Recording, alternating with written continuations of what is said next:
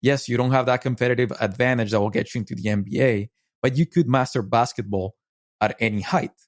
So these skills of basketball are completely unrelated to how tall you are, the actual skills. And now if basketball had height divisions, like for example, fighting sports have weight divisions for obvious physical differences, then we would have short players in all positions. And being the very best in the world is just that they would belong to different categories. So it would be like the under 6 foot or the under 5'5". And you'll be a master and you'll be in the NBA, but for that division.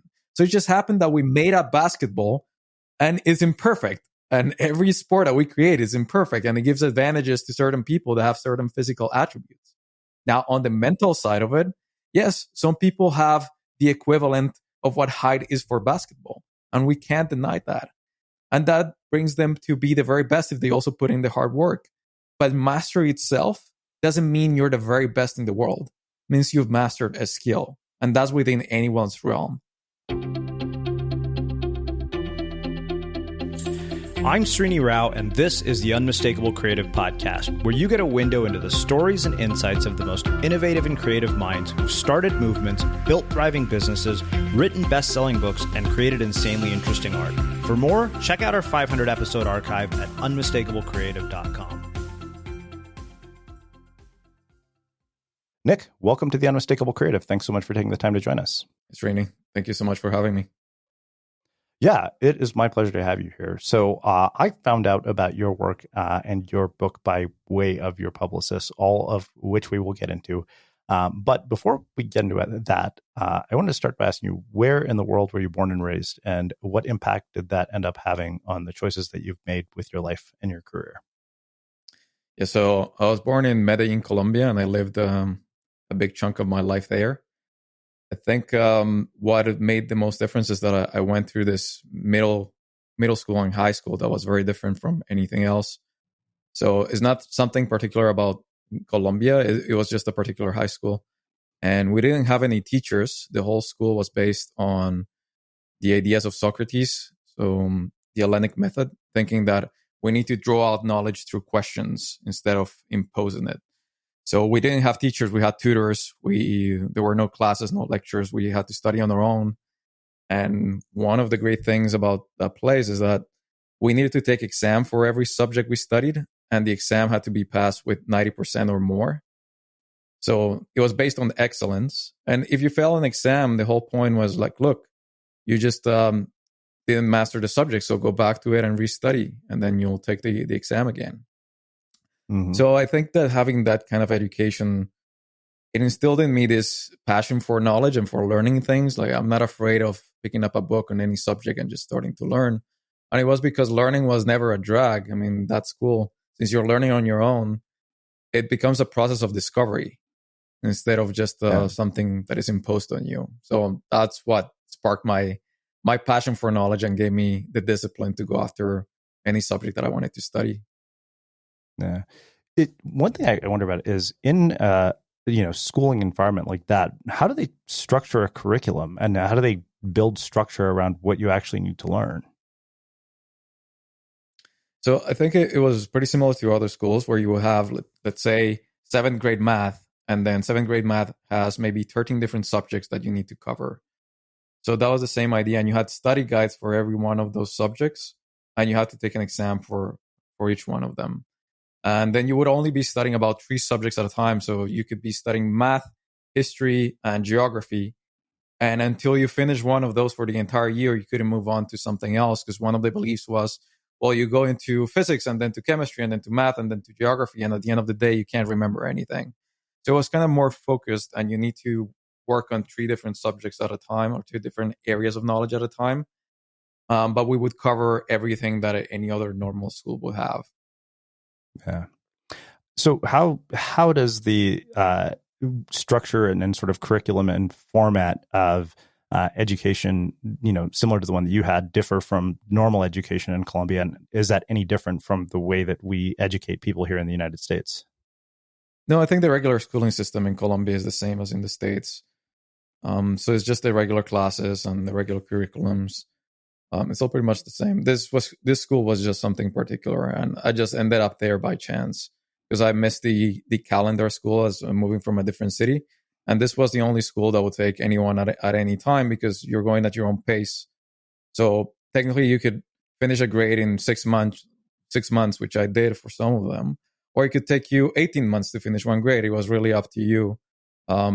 You like the discipline was on you to do the things, and you control the learning process, which was awesome.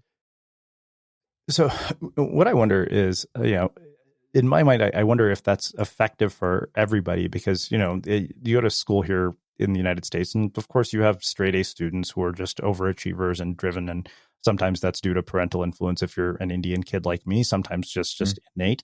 But what about the people who are not particularly motivated or, don't have any sort of drive? Do they fall apart in an environment like that? Or do they, basically rise to the occasion? How do you deal with those types of people in that kind of environment? You had several scenarios. So some of them is someone that was lazy or didn't have any motivation or didn't care. They would eventually leave the school because it would take them 2 years to finish one grade. So when they started doing the math, they realized they would graduate from high school at 24, 25. So those people eventually said, like, look, this is not for me. There were others that just had like problems concentrating in regular schools, or it was annoying for them to have lectures. So when they had a system like this, they just discovered that it was just a matter of the learning method that was not working for them, and then they raced to the occasion. So it really varied from person to person. For me, like when I went to university and had to sit on lectures, that went so slow. I almost couldn't get used to it anymore because when you study on your own, you're so focused, and like I couldn't understand why teachers would be teaching the same thing that was in the textbook. It's like, why do I need to do this twice? Yeah. Well, I mean, I would imagine the way that you were, educated in high school probably made college very easy for you because, I think that the way that we're typically taught to sort of, learn in high school is to memorize and regurgitate. I only know this because I've been spending a lot of time digging into Sonka Aaron's book, How to Take Smart Notes. And what I realize now is you look back at something like college, and, I had this experience at Berkeley where I was a great student in high school because in high school, it's actually not that hard to get good grades. All you have to do is, show up, do what the teacher says, memorize information, regurgitate it on a test. But you get to college and you actually have to understand what the hell it's about. So, I'll give you an example. I go into an economics class, right? And you learn, laws of supply and demand. You go through, problem sets, with your TA. But then when you get to an exam, that information is presented in a context that you've never seen it before. And it's a real test of whether you understood or whether you memorized. And so I'd imagine for you, having been taught that way, college must have been easy. But given that, if you were tasked with redesigning the education system, either here in the United States or, even in Colombia, the standard education system, not the way that you were educated, what changes would you make to change education so that it leads to better outcomes for students? Well, there are different things. And I remember watching this talk from Sir Ken Robinson when he's talking about like redesigning the educational system because it is still based on very much the industrial age of kind of an assembly line type of thing where you put together people based on age other than anything else. In my school, we were different people in the same classroom learning different things from different ages, studying different subjects. It didn't matter because you were in your own world. So that was good. And the thing that I would change the most, I think, is the ratio between, right now in the school system is just one teacher and they're giving a lecture and that's the end of it. I think that for proper education, you do need some guidance, you need some tutoring, you need someone in sort of a smaller groups. I wouldn't know how to design those groups, but I think, I don't think that the industrial system of just putting 30, 40 people in a classroom and having someone give a lecture works. It just doesn't. Learning is very different than that. Well, why do you think that it has sustained for as long as you have if, there's so much evidence that it doesn't work and it's not ideal? It's hard to make changes at that scale. And people resist it. You have a system that, outside this, that we really averse to change, especially when things work, regardless how inefficiently. So it works, inefficiently, but somehow it kind of works. It does get some education to people, basic education. And if we look back to centuries ago, we're better off than we were then in terms of education, especially for the masses.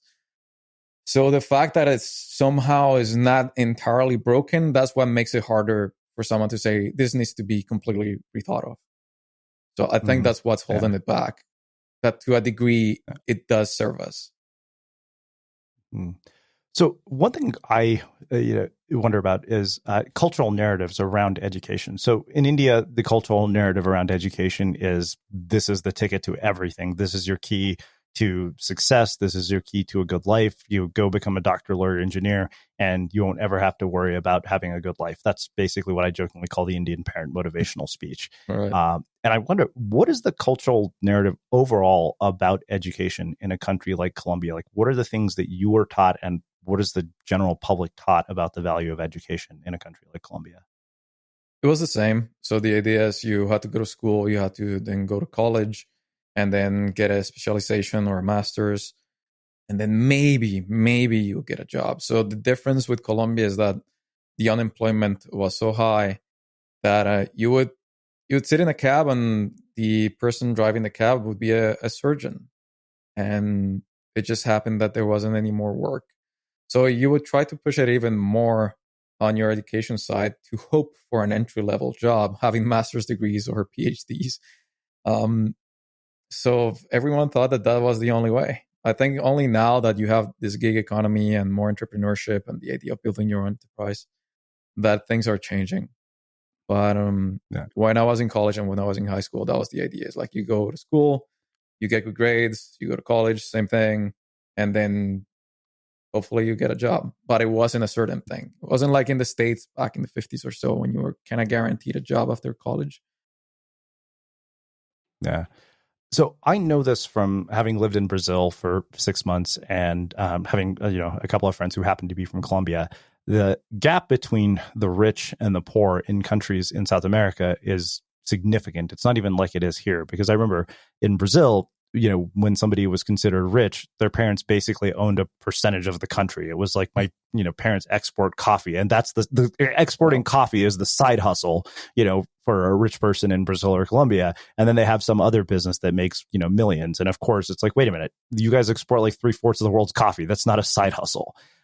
And so I wonder, what impact does that income gap between, the wealthy and the poor, particularly when it's so extreme, end up having on how people are socialized, how they're educated, and then, what their life outcomes end up being? A lot of resentment. So I remember I grew up in a nicer part of town and my parents were well off. And I remember with my brother, we wanted to go train wrestling and jiu-jitsu. We wanted to do mixed martial arts, but there wasn't mixed martial arts back then. So we were trying to train all these different things and combine it on our own. And the place where you would train those things, there was only like one place, which was around soccer stadium. And people from all over the city would be training there. And for the most part, those leagues were made up of people like from poor neighborhoods or middle class who were trying to make it through sports. And they would hate us. They saw it in our face that we didn't have it as rough as them, and they wouldn't want to train with us. And it's not like we would lie about which part of the city we lived in, but they could see it just in the way we spoke or the way we looked. There was something about us that, we didn't have it as rough as them. So there was this resentment towards the rich or who were well off. Same when I was in school, many times I'll be ashamed of bringing my friends home because our parents' homes was really nice. And you had kind of this guilt and this stigma associated with the whole country is suffering, everyone's starving, and you're pretty well off. So I think I grew up with that thing, but that's also why, like later in life, I've never had an interest for luxuries because that was not the way we wanted to live. We didn't want to show off anything. We didn't want to own expensive things. It was just our house that was nice, but everything else was just regular. Yeah. Well, talk to me about sort of your post-college, post-high school trajectory that has led to where you're at today and to writing this book. Yeah, so always being fascinated by learning, and I take on hobbies all the time, but I was frustrated by how difficult it was moving from knowledge into skill. So one thing is knowing about something, knowing about a subject, A different thing is knowing how to do it. So you can know a lot about painting theory, but not really know how to paint anything.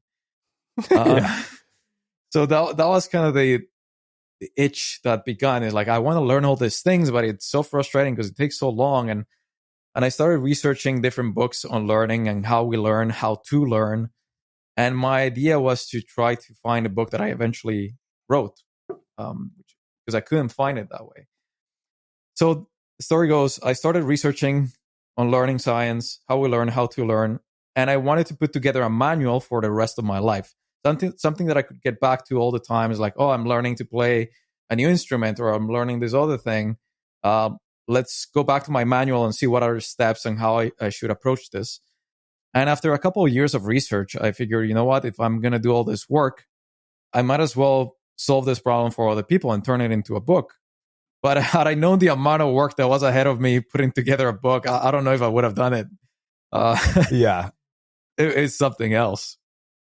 Oh, I read the book. I mean, it's incredibly detailed. And I remember thinking, how the hell are we going to actually cover all of this in one interview? So my thought was that what we could do is to basically run this framework that you've created for mastering any skill through one skill. And since you brought up a musical instrument, let's use a musical instrument as an example. I, played the tuba for 9 years, and it's kind of funny because I see some of this, in the way that I actually learned. It just was never deconstructed in this way. I didn't have a formal framework. So let's actually take the skill of learning a musical instrument. Let's just say somebody who's listening to this wants to play the guitar. You break this up into, several different concepts in terms of, the various things we need to understand in terms of principles of learning, myths and misconceptions, and then you go into the stages of learning. Let's start first with the myths and misconceptions. And I think the two that I want to actually start with are the left brain versus right brain and the learning styles. Yes. All right. So that's something that has gone into our idea of how we learn, and it's just been popularized for long enough, but it's not necessarily accurate. So the idea of you're a left brain learner or right brain learner or left brain learner.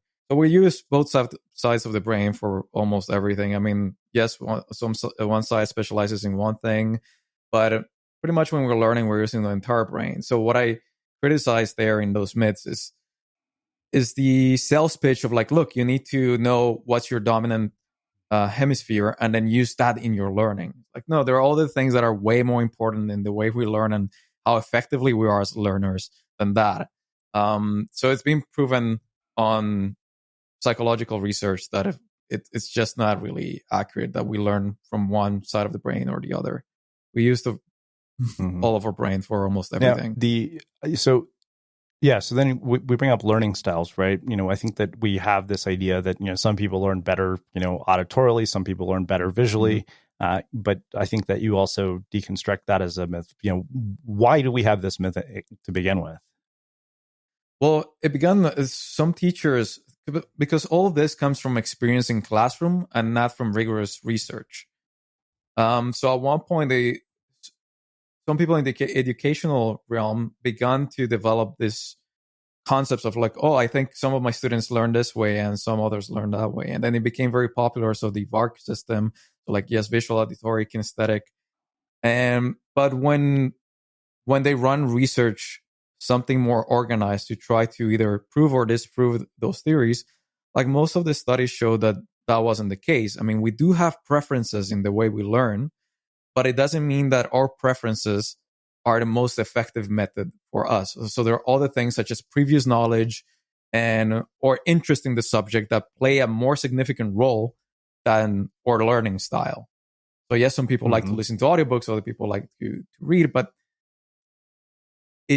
it doesn't mean that the way you prefer to do it is the way that's best for you.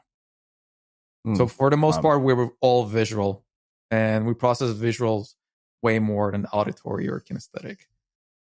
Yeah. So I think the one other myths and misconceptions piece that really intrigued me was this idea of you either have it or you don't. Yeah. And I think this is where, I want to actually do a bit of a deeper dive, because in some cases, I think that's true, right? You and I are not going to play NBA basketball with LeBron. Yes. Correct. I don't know what your athletic skills are. Mine are definitely not on that caliber. No matter whether I read everything in your book and put this all to work, there's no way in hell I'm ever going to play in the NBA. Yes. And so I think that I want to understand, one is understanding the distinction of, okay, you either have it or you don't, but in some cases you don't. Mm-hmm. Okay. And how do you end up being honest with yourself about the cases where you don't? All right. So let's take this apart because this is a great subject. So for starters, let's go with something. One thing is being the best in the world. Another one is being among the best. Another thing is being your best.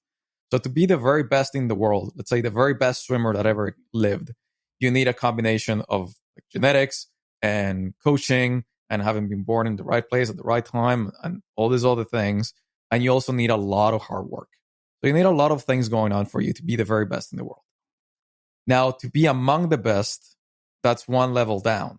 We have to remember that Michael Phelps wasn't the entire swimming team for the US. There were other really good swimmers there too. They weren't the very best in the world, but they're still pretty good. And then for you to be your best, you don't need anything else. You don't need genes on your side. You don't need luck. You need hard work, basically. That's for you to be your best. Now, your best might not make you in the top class of the world. So in the case of the NBA, like maybe your best will not get you to the NBA, but it will be your best. And also, basketball skills can be learned and mastered by anyone. Now, if you don't have the height, yes, you don't have that competitive advantage that will get you into the NBA, but you could master basketball at any height. So these skills of basketball are completely unrelated to how tall you are, the actual skills. And now, if basketball had height divisions, like for example, fighting sports have weight divisions for obvious physical differences, then we would have short players in all positions. And being the very best in the world is just that they would belong to different categories. So it would be like the under 6 foot or the under 5'5". And you'll be a master and you'll be in the NBA, but for that division. So it just happened that we made up basketball and it's imperfect. And every sport that we create is imperfect. And it gives advantages to certain people that have certain physical attributes. Now, on the mental side of it, yes, some people have the equivalent of what height is for basketball. And we can't deny that. And that brings them to be the very best if they also put in the hard work. But mastery itself doesn't mean you're the very best in the world. It means you've mastered a skill. And that's within anyone's realm. This episode is sponsored by Wix.com. Building a successful business online can be really challenging. From creating a standout online presence and building a marketing strategy to the technical side of running a website, it's a lot to manage, and that's exactly where Wix comes in. It offers a complete business solution with all the features you need to create, manage, and grow online. You can build your website exactly the way you want with thousands of design features that have been created with your needs in mind. Wix has a strong infrastructure in place, providing you with reliable hosting and fast loading times, meaning as a user, you'll have faster performing websites for your customers anywhere in the world. And to top it all off, you'll get marketing and business tools built into your website dashboard, making it even easier for you to reach the right audiences. So head over to Wix.com and join millions of people growing their business online today. Everyone knows how to get in shape. Just eat well and exercise. But if it's so easy, why do so many diets fail? Because knowing what to do and doing it are very different. Getting fit is about eating well, exercising, and doing those two things consistently. Sounds simple, right? But consistency is incredibly hard when you're relying on willpower. Most people force themselves to eat a certain way until they can't do it anymore. My Body Tutor eliminates the need for willpower with practical, sustainable behaviors that change your mindset, psychology, and habits. And the best part is their daily, highly personal accountability. Without accountability, it's too easy to make and break promises to yourself. But at My Body Tutor, you work with your coach each and every day until you reach your goal.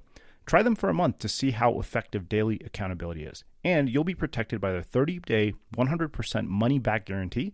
So it's a win-win situation no matter what. What are you waiting for? Visit mybodytutor.com today.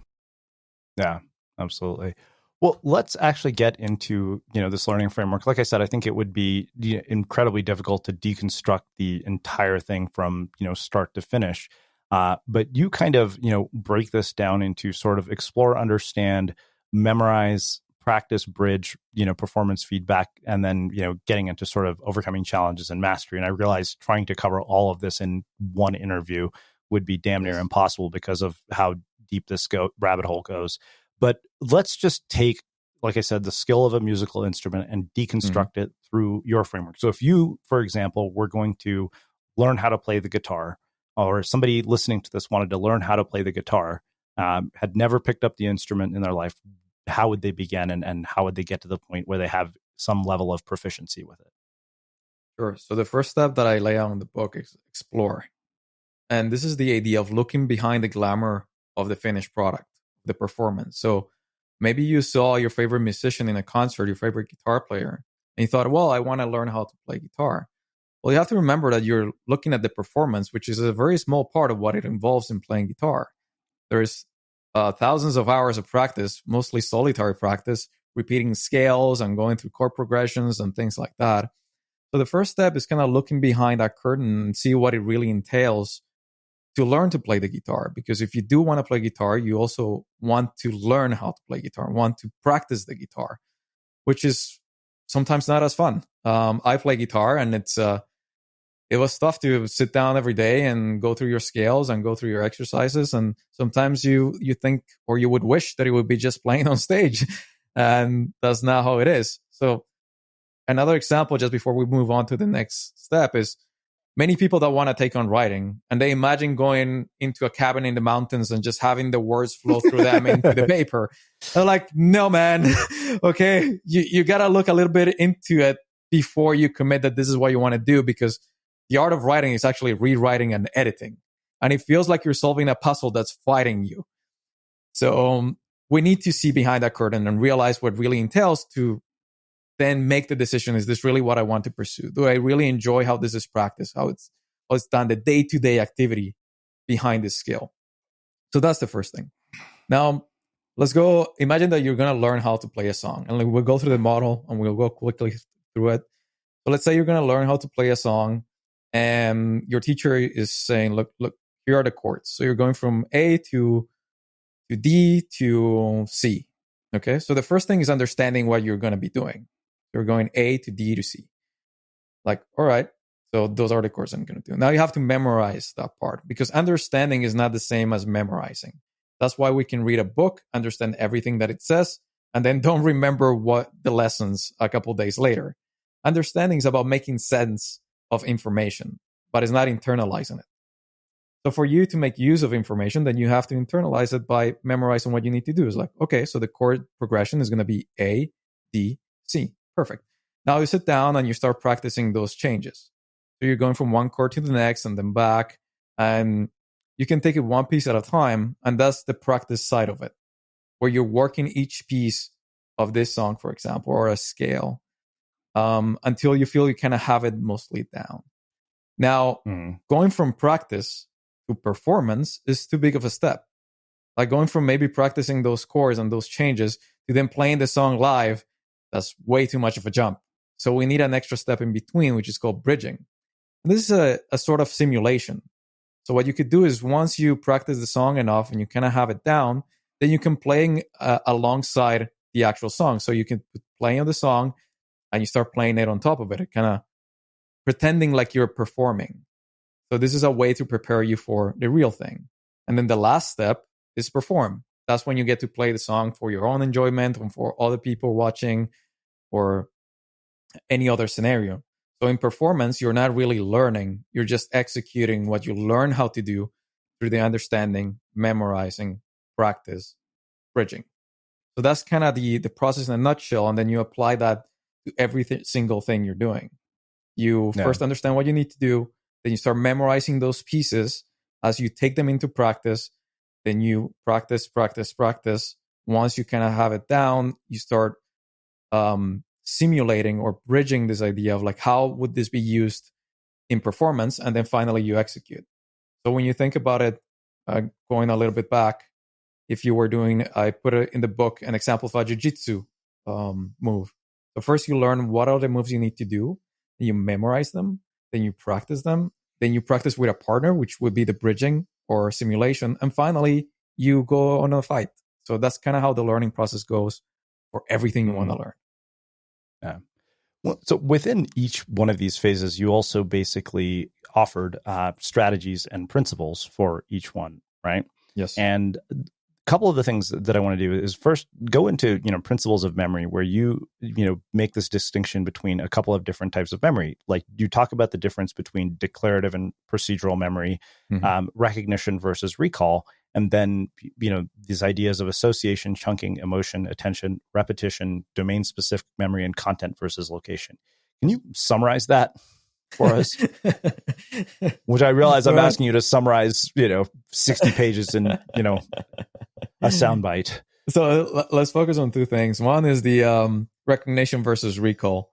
So if you meet someone at a party, that person says the name, and then you see this person again, maybe a week later, and you recognize their face, but you can't remember the name. So what's happening? Well, you're recognizing the face because you're running an input through a database you have in your mind. So you see a face, it's like, have I seen this face before? And then your mind answers, yes, I have seen it before. I recognize it. But what happens with the name? You're not seeing the name anywhere written down. So it's much harder to bring back from memory, which is the recall. So that's the idea. Sometimes we think we're studying when we just review things that we've studied before, or we go through a book. It's like, oh yeah, I remember this. I remember that. No, you're recognizing the information, but you only know that you memorize it when you can recall it without any aid. So for example, if I sit down with someone and start explaining all the lessons in the latest book I read. So you realize that's a sort of testing, and testing enforces our memory and also let us know what really stuck and what didn't. So if I start recalling those lessons and I'm teaching them to someone else, they're like, oh, I know where my gaps are. I know where I need to go back, and I know what it's really committed to memory. And memory is so important because we have to remember that mastery or developing any skill doesn't happen outside of us. It happens on the inside. Let's say that you read a book on first aid and you understood everything about it. But then someone on the street needs first aid, and it doesn't serve you to remember where the book is on your bookshelf or what page you're supposed to review. You need the actual knowledge in that moment. So that's why memory is important. We can't just be with our guides and our books the whole time next to us. We need to be committing information and knowledge to memory. It's really important. Yeah. So you have a couple of different strategies for memory, which are, retrieval, spaced repetition, and elaborate memories. Let's talk about retrieval and elaborate memories. Spaced repetition, I think, is something that we've talked about before on the show, and mnemonics, I think, are fairly straightforward. Most of us really understand those. Mm-hmm.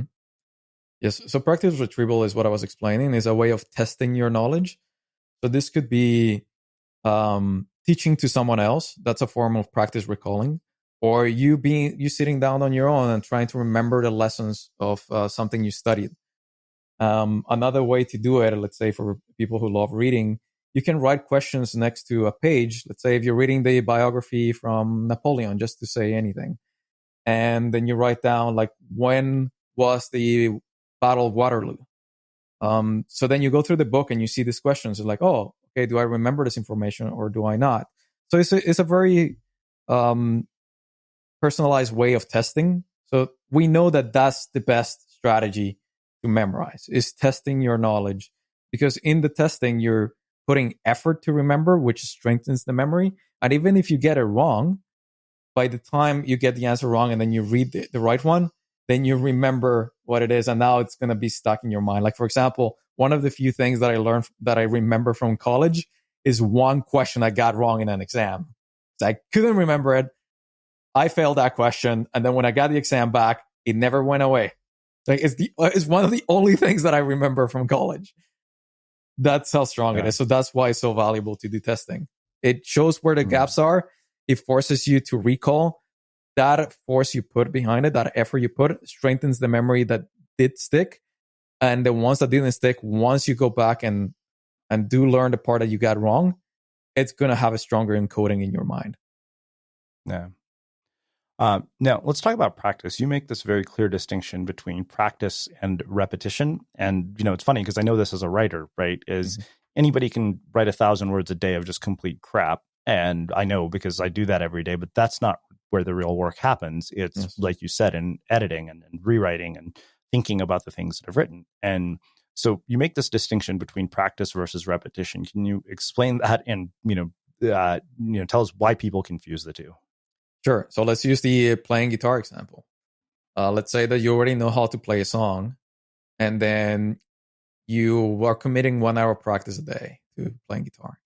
And for that hour, the only thing you do is playing the same song you already know how to play. Now, that's repetition. You're just repeating something you already know, and it's not going to make you any better after a certain point. So practice, to be meaningful, you have to be striving to be better, to improve.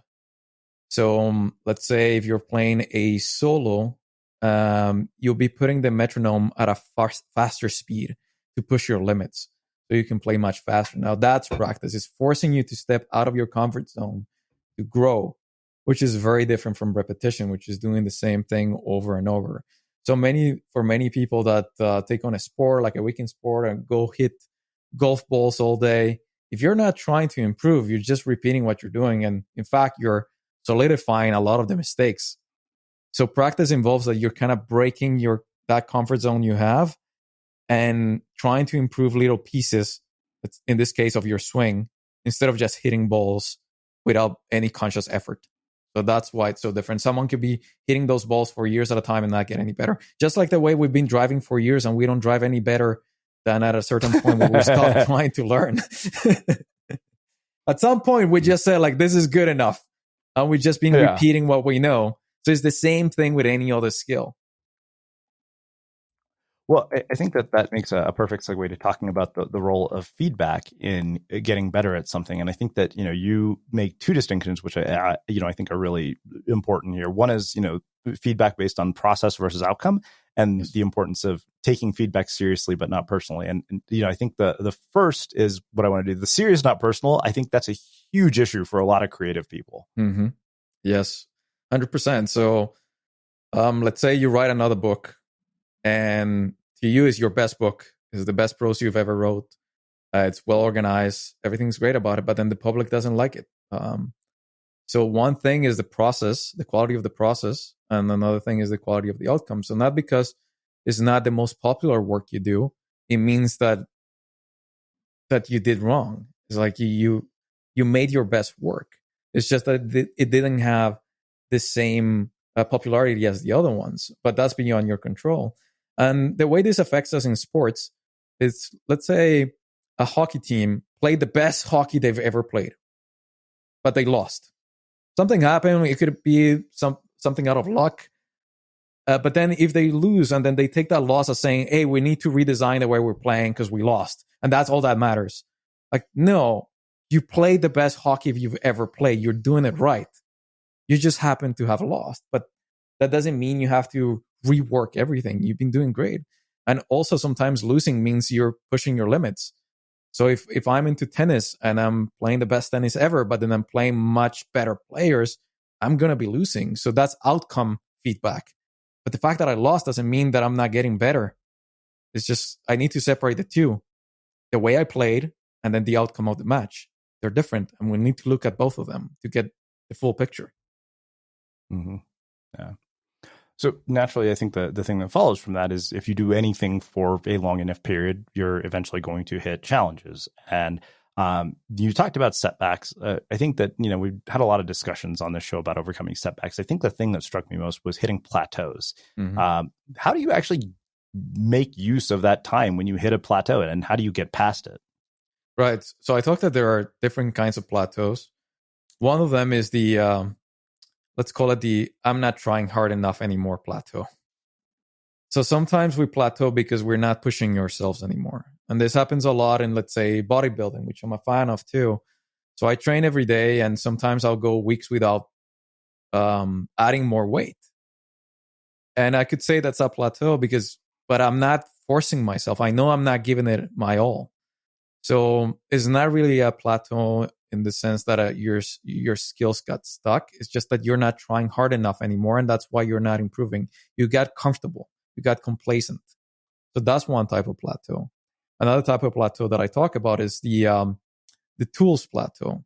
So if you're into photography, there's only so much you can do with a cell phone. Like at one point, you have to upgrade your tools for you to develop other parts of the skill. Same in motorsports. I cannot race a 500cc motorcycle and expect to get really good at it. I mean, at one point I need more power. I need to keep pushing myself. And it's not an excuse to go buy more expensive stuff, but sometimes what we use, like we've outgrown it and then we have to move on. So that's another type of plateau. A third type of plateau is the technique plateau. So maybe you're doing something wrong. Something in your technique is off. And let's go back to the example of bodybuilding. So maybe you plateaued on your deadlift. Maybe there's something wrong in your technique. And at that point, you need to engage someone to help you. You need the help of a coach, or you have to film yourself, or you have to really study what you're doing to find if there are any glitches in your technique. So let's take an example of like Tiger Woods, who redesigned his swing so many times. And he did it because he thought he could be better. So he felt his current swing at that point was holding him back. And that's why he had to change it. So that's the technique plateau. And that's kind of the hardest to get past it. And then the last one is the real plateau, which is every time we level up, our mind does need a time to consolidate that newly gained territory before we can level up again. Because in the first level up, we're still kind of clumsy on that higher level. We're still making a couple of mistakes. Sometimes we get it right, sometimes we don't. So our mind is kind of solidifying and occupying that territory we conquered before we can move on to conquer higher. So those are the types of plateaus, and that's kind of how you deal with them. Okay. So that takes us, I think, from the fact that we've now learned a skill. How do you go from skill and proficiency to mastery? Right. So here's the way I like to think about it. The gods of mastery demand human sacrifice. And it can't come from anyone else but you. The thing is that if you find your calling, it's a sacrifice you willingly make. So mastery doesn't happen by chance. I've never heard of anyone that's like, hey, I just kind of became a master just suddenly or just out of chance. It is a decision. It is a commitment. You're putting the work every single day. It becomes such a big part of your life. And you would think that for some people it's easy to do, but it's not. I talk about Usain Bolt and how difficult it was for him to go to train every day. And he says, it's harsh. You wake up and you know you're going to be pushing yourself, and that's not enjoyable. And sometimes you wake up and you say, I don't want to go. It's going to be so hard, but you have to. And you would never imagine Usain Bolt saying things like that. You see it running and smiling and doing his poses. And you think, oh man, that guy just really loves running. Yeah, he loves running, but it's also tough for him and it's also torturing. And that's kind of the path that we need to take. And taking on this idea of like the mindset of a champion to become one. So medals and trophies and all that is only the recognition of mastery, but it's not mastery itself. Mastery is in the process, is in doing the work, in committing yourself to a skill and making it part of your life, which is also very satisfying. Like our hobbies and things that we do can become our lifetime companions. But if we do want to take it to that level, there is sacrifice and there is commitment, and we can't avoid it. There is no shortcut. I've never read or heard of anyone that had any shortcut into mastery. It takes grueling and grueling hours and a level of commitment that would elude most people. Yeah, absolutely. Wow. Well, this has been fascinating. I have one final question for you, which is how we finish all of our interviews at the Unmistakable Creative. What do you think it is that makes somebody or something unmistakable? I would say it reminds me of the quote from Nietzsche that he loved to do, the philosopher. He used to write this a lot and think about it a lot. Becoming who you are. So we add so much other stuff into our way of thinking, into our way of expressing. We leave so many borrowed dreams. And it's when we really become who we are that we're unmistakable. Amazing. Well, I can't thank you enough for taking the time to join us and share your story, wisdom, and insights with our listeners. Where can people find out more about you, your work, your book, and everything else that you're up to?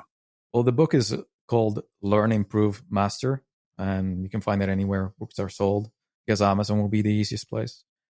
So Learn, Improve, Master. And then to reach out to me or social media and stuff like that, I guess the easiest place would be my blog, unlimitedmastery.com. And I have all the links to the social media and everything else. So yeah, for anyone listening, reach out if you have any questions or just want to say hi. That'll be awesome. Thank you. All right. And for all of you listening, we will wrap the show with that. Thank you for listening to this episode of the Unmistakable Creative Podcast. While you were listening, were there any moments you found fascinating, inspiring, instructive, maybe even heartwarming? Can you think of anyone, a friend or a family member who would appreciate this moment? If so, take a second and share today's episode with that one person, because good ideas and messages are meant to be shared. When it comes to fitness, what's real? How about when it really truly fits your life? That's how Anytime Fitness sees it, because our coaches see you. It's how they build personal plans that work wherever you are, so you can push yourself further than ever, or just through the next rep. It's total 360 support for a real difference. And right now, you can join something real for just $1. That's Anytime Fitness. That's real AF. Visit AnytimeFitness.com